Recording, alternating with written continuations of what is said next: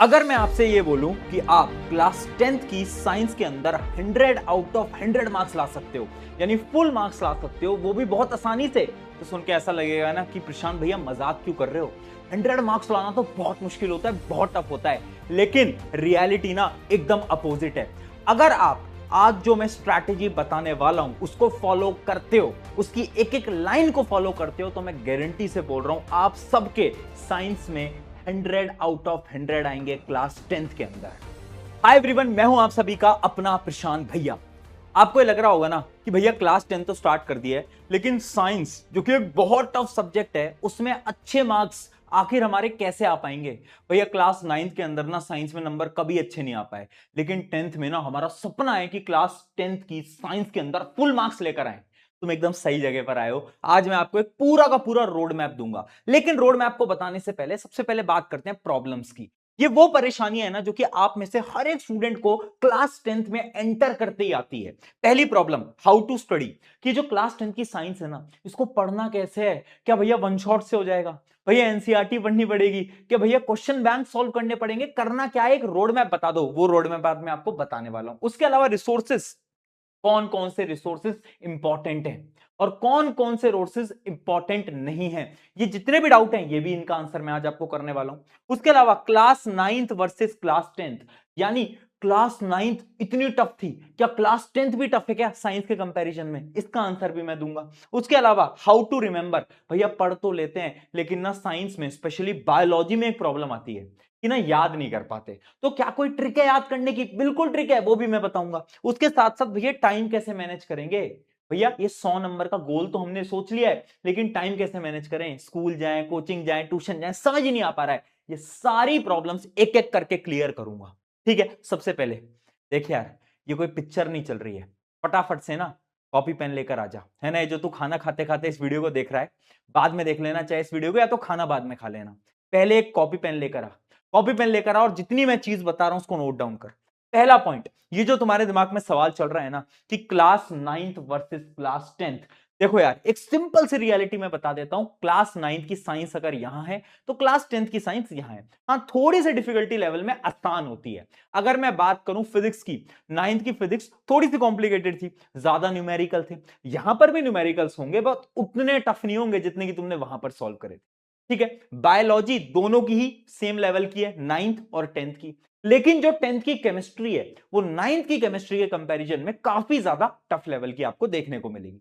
ठीक है, तो मैं आपको एक गारंटी से चीज बता देता हूं, 9th में आपके मार्क्स कितने भी आए हो, 50, 60, 70, 80, मुझे नहीं पता, लेकिन 10th में तुम फुल मार्क्स साइंस में आसानी से स्कोर कर सकते हो। बस पढ़ना पड़ेगा, हर रोज पढ़ना पड़ेगा। पर भैया पढ़ेंगे कैसे वो तो बताओ। Point number 1, make your basic strong.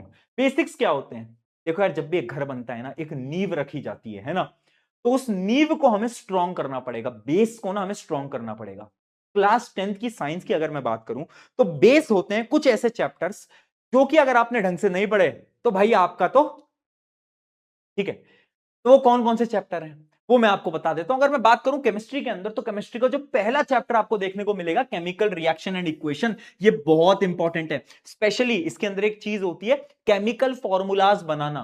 वो केमिकल फॉर्मूला बनाना वैसे आपने 9th में भी सीखा होगा, अगर नहीं सीखा है तो यहां पर सीख लेना, पढ़ लेना। पता है क्यों? क्योंकि अगर आपने वो चीज नहीं सीखी ना, आगे के कितने भी चैप्टर्स हैं केमिस्ट्री में उसमें आपको कुछ समझ नहीं आएगा। तो इसलिए बहुत इंपॉर्टेंट है, ये आपका बेस है। अगले चैप्टर की मैं बात करूं, बायोलॉजी के अंदर लाइफ प्रोसेस। लाइफ प्रोसेस एकदम बेस होता है, अगर आप इसको पढ़ लेते हो आगे के चैप्टर्स आपको आसानी से समझ आने लगेंगे। अगला चैप्टर, फिजिक्स में दो चैप्टर हैं, लाइट और इलेक्ट्रिसिटी। ये दोनों ही थोड़े टफ चैप्टर होते हैं, लेकिन आपको ध्यान से पढ़ना है इन दोनों चैप्टर्स को, क्योंकि अगर आपने ये पढ़ लिया ना तो आपके बहुत सारे मार्क्स सिक्योर हो जाएंगे। तो ये ना बेस है। ये चारों चैप्टर अगर आप ध्यान से पढ़ोगे ना शुरुआत में, तभी जाकर आपको आगे के चैप्टर्स समझ आ पाएंगे। लेकिन भैया पढ़ना कैसे वो तो बताओ यार। ये तो आपने बता दिया, पढ़ने का रोड मैप तो दो। चलो आ जाओ यार, रोड मैप की बात करते हैं, आखिर पढ़ना कैसे। सबसे पहले फर्स्ट, लेक्चर देखो। लेक्चर किसी के भी हो सकते हैं, अगर तुम्हें स्कूल में समझ आता है तो तुम स्कूल के टीचर के लेक्चर देख रहे हो, अगर वहां से समझ नहीं आ रहा तो शायद तुम मुझसे पढ़ रहे होगे। इस YouTube चैनल के ऊपर, इसी YouTube चैनल के ऊपर ना साइंस की एक पूरी प्लेलिस्ट है, एक एक चैप्टर डिटेल में पढ़ा रखा है, वन शॉट के अंदर। उसके साथ साथ इंपॉर्टेंट क्वेश्चंस भी करा रखे हैं, सब कुछ है, तो तुम वो देख सकते हो। बाकी अगर तुम्हें किसी और टीचर से पढ़ना है, भाई किसी और टीचर से पढ़ लो, कोई दिक्कत नहीं है। तो सबसे पहले तुम्हें क्या करना है, लेक्चर्स देखने हैं और अपने टीचर को ढूंढना है कि तुम्हें साइंस कहां से समझ आती है, कहां से पसंद आती है। अपने सीनियर से भी तुम पूछ सकते हो, ठीक है। दूसरी चीज, एनसीईआरटी रीडिंग। बहुत लोग बोलते हैं एनसीईआरटी मत पढ़ना, लेकिन एनसीईआरटी रीडिंग बहुत ज्यादा इंपॉर्टेंट है भैया। लेकिन एक बात बताओ, ये एनसीईआरटी रीडिंग करनी कैसे होती है, हमको ये तो आता ही नहीं ना। देख यार, एनसीईआरटी रीडिंग बहुत इजी है, बहुत सिंपल है। मैं एक एग्जांपल से समझाता हूं। फॉर एग्जांपल ना, यहां पर मैं एक एनसीईआरटी आपकी जो नोटबुक है उसको लेकर मैं आया हूं, ठीक है। तो एनसीईआरटी है, मान लो आपने एक टॉपिक पढ़ा, डीकंपोजिशन रिएक्शन।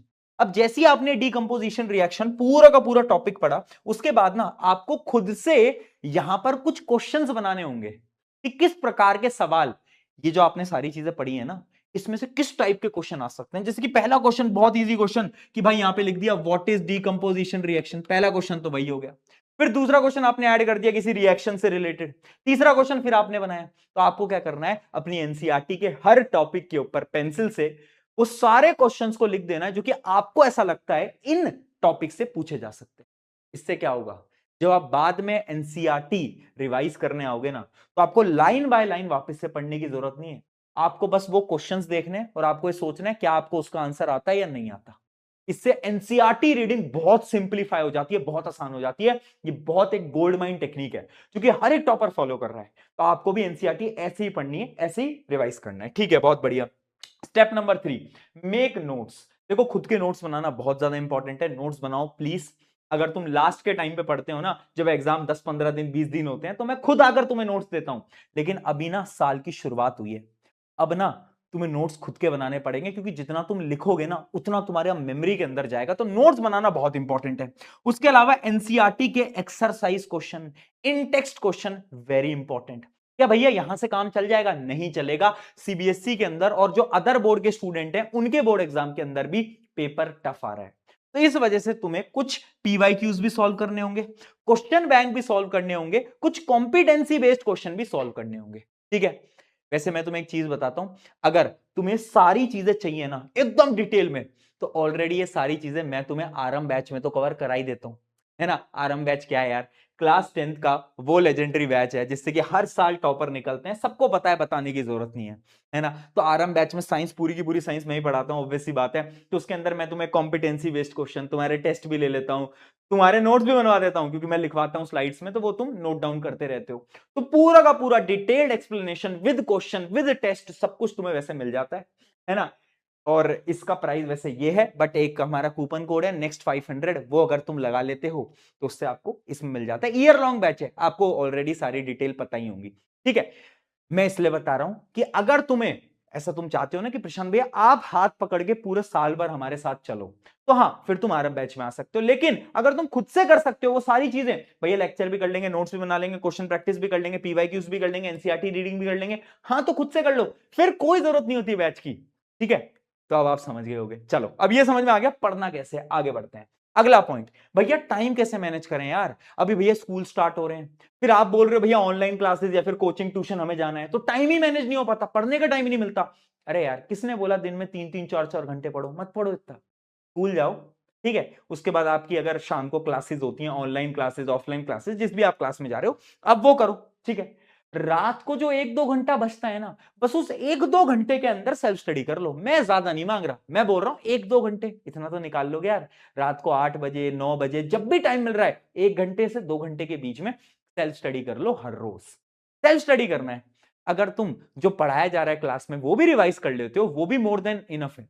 अरे इतनी कोई मुश्किल क्लास नहीं है, ज्यादा पढ़ाई करने की कोई जरूरत नहीं है कि भैया 4-4 5-5 घंटे, वो एग्जाम टाइम पे पढ़ना होता है उतना। अभी अगर तुम बहुत कम भी पढ़ोगे ना, बट हर रोज पढ़ोगे तो काम हो जाएगा, ठीक है। ये चीज समझ में आ गई, आगे बढ़ते हैं।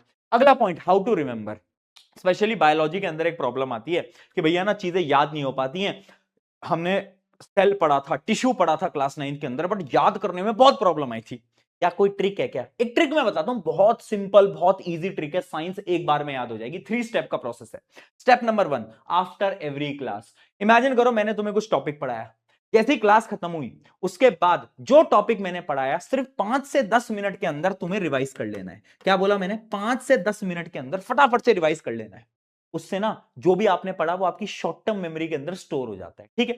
उसके बाद सेकंड रिवीजन होता है आफ्टर एवरी चैप्टर। हमारा एक चैप्टर खत्म हो गया केमिकल रिएक्शन एंड इक्वेशन, उसके बाद तुम्हें उस पूरे चैप्टर का फटाफट से रिवीजन कर लेना। इसके अंदर आपको 1 घंटा लगने वाला है ना। 1 घंटे के अंदर आपको चैप्टर के बाद एक कंप्लीट रिवीजन कर लेना है। फिर आता है स्टेप 3। आपके स्कूल में टेस्ट होते होंगे, है ना, पीरियोडिक टेस्ट वगैरह। तो जब आपके पीरियोडिक टेस्ट हो रहे हैं तब आपका रिवीजन नंबर 3 हो जाएगा।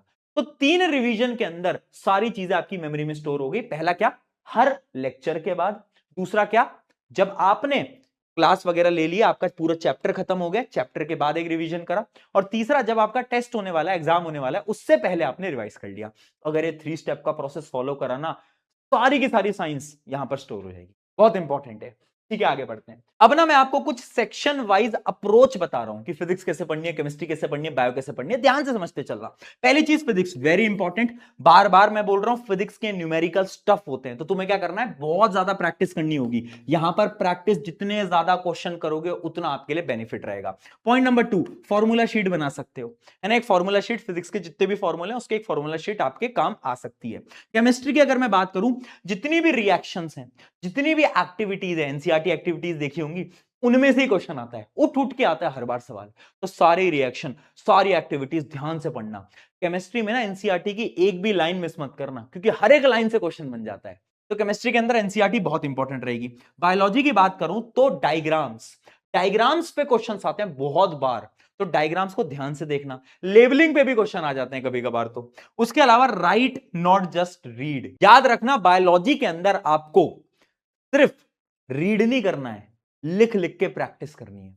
जब तुम लिख लिख के प्रैक्टिस करोगे तो चीजें बहुत आसान होंगी और आपको जल्दी से याद हो जाएगी, ठीक है। अब कुछ फाइनल टिप्स पे आ रहा हूं। ये 1-to-1 वाली टिप्स हैं, क्योंकि मैं तुम्हारा बड़ा भाई हूं, मैं तुम्हारा अपना प्रशांत भैया हूं, तो मैं कुछ तुम्हें 1-to-1 टिप्स देकर जाऊंगा।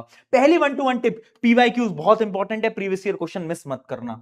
अगली इंपॉर्टेंट टिप, राइटिंग प्रैक्टिस बहुत इंपॉर्टेंट है, लिखने की प्रैक्टिस डालो, क्योंकि अगर तुम्हें लिखना आ गया ना आंसर्स को, तो नंबर ऑटोमेटिकली आ जाते हैं। अगली चीज, फिजिक्स प्रैक्टिस मोर, बहुत प्रैक्टिस करनी पड़ेगी, तैयार रहना प्रैक्टिस करने के लिए। Consistency is greater than motivation, एक दिन के मोटिवेशन से कुछ नहीं होगा। मैं बोल रहा हूं, कम पढ़ो बट हर रोज पढ़ो, कंसिस्टेंसी से पढ़ो। अगर तुमने ये अचीव कर लिया ना, मैं गारंटी से बोल रहा हूं, ये जो क्लास 10th है ना, ये तुम्हारे जीवन की, ये तुम्हारे पूरे की पूरी जिंदगी की सबसे बेहतरीन क्लास होने वाली है। और तुम भी कमेंट करके जाना, class 10th will be best class of my life. पता है मैं कमेंट क्यों कराता हूं? जब तुम बोर्ड एग्जाम में बैठोगे ना, उसके बाद तुम आओगे और तुम्हें रियलाइज होगा कि हाँ, प्रशांत भैया सही कमेंट करवाते थे। कमेंट कर देना। आई होप इस वीडियो से साइंस की सारी प्रॉब्लम खत्म हो गई है। अगली वीडियो किस टॉपिक पे चाहिए कमेंट में जरूर बताना। Take care. मैं हूं आप सभी का अपना प्रशांत भाई।